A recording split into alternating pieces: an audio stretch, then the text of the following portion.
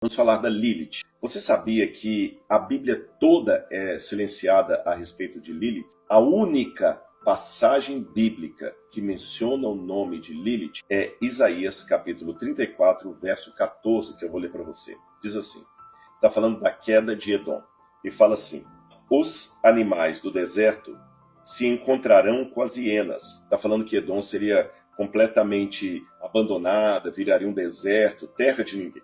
O prognóstico de Isaías aqui é uma maldição sobre a terra de Edom, que viraria terra de ninguém. Então ele começa a falar de maneira poética, guarde isso aí, de maneira poética, o que haveria de acontecer na terra. Os animais do deserto se encontrarão com as hienas, ou seja, não haverá nenhum ser humano ali. É como se falasse assim, olha, somente ratos e baratas estarão morando naquele local. O rato e barata não moram, como se fosse um ser humano morando, né? Mas é uma maneira que eu tenho de falar que não haverá ninguém ali, que estará abandonado. Quando você fala assim em português, ele foi jogado às traças. Eu estou falando das traças, um animal que come roupa, come tudo, a traça, mas jogado às traças quer dizer não tem ninguém cuidando daquilo ali. Essa é a expressão bíblica. Eu vou ler pela terceira vez. Os animais do deserto se encontrarão com as hienas, os bodes selvagens clamarão uns aos outros. Geralmente esses animais selvagens, eles não ficam onde há gente. Se eles estão clamando, estão livres, leves e soltos ali, é porque não tem ser humano.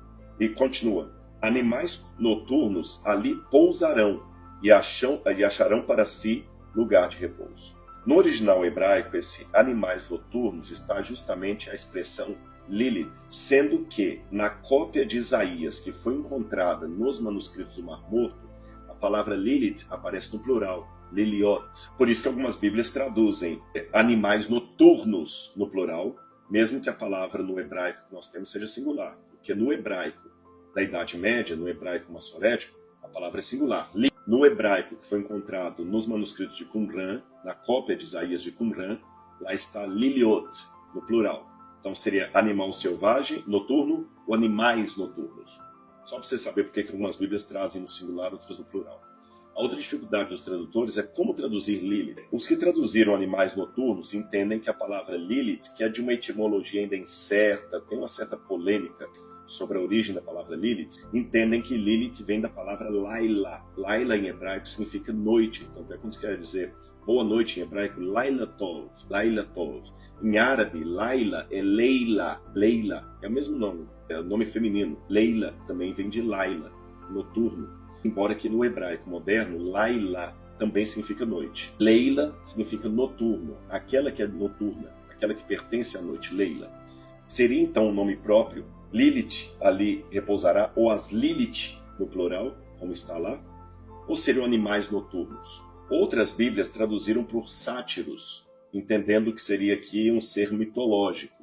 De qualquer maneira, seja sátiros a tradução, alguns preferiram repetir a palavra coruja, que aparece aqui no verso 15, e traduzir por coruja. Eu não vou entrar no mérito de questão qual que é a melhor tradução.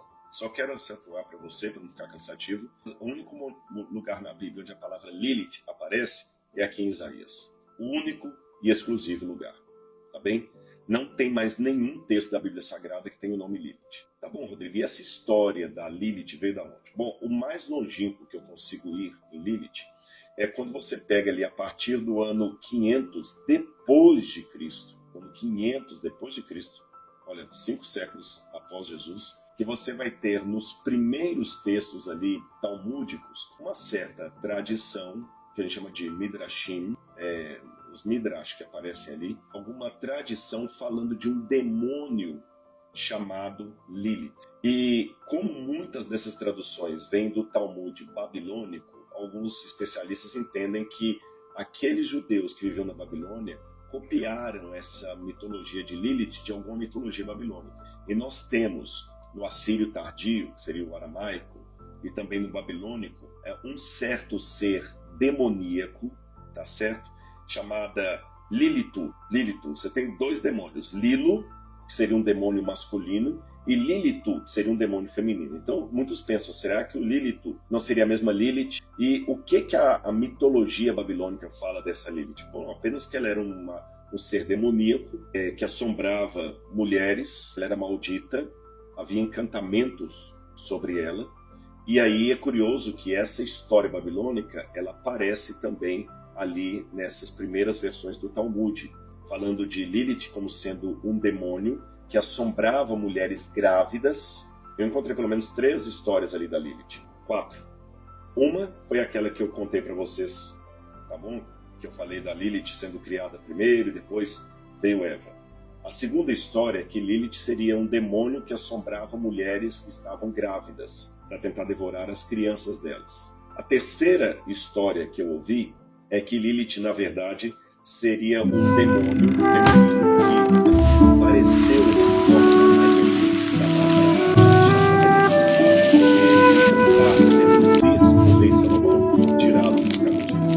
e a quarta versão que eu tenho da Lilith é que a Lilith, essa é até interessante, que ela que foi a segunda esposa de Adão. Que Adão casou-se com Eva, e quando os dois foram expulsos do Jardim do Éden após o pecado, Adão conheceu Lilith, se encantou pela sedução dela e acabou tendo Lilith como sua amante. E aí Deus amaldiçoou a relação sexual de Adão e Lilith, e o que eles conseguiram gerar eram só demônios, demônios que até hoje atormentam os seres humanos. Já de princípio, eu tenho 2 problemas aqui com as versões de Lilith, se você percebeu. O primeiro problema diz respeito à época tardia em que essas lendas apareceram dentro do judaísmo. Eu estou falando do ano 500 em diante, 500 depois de Cristo em diante. Aliás, essa versão mais elaborada da Lilith como sendo a primeira criatura de Deus, alguns até pensam que ela foi criada até antes de Adão. Tem essa versão também, que ela foi criada antes de Adão. Uma versão diz que ela foi criada junto com ele, eu estava esquecendo dessa quinta. Outras que ela foi criada antes de Adão e que ela era a mais bela criatura.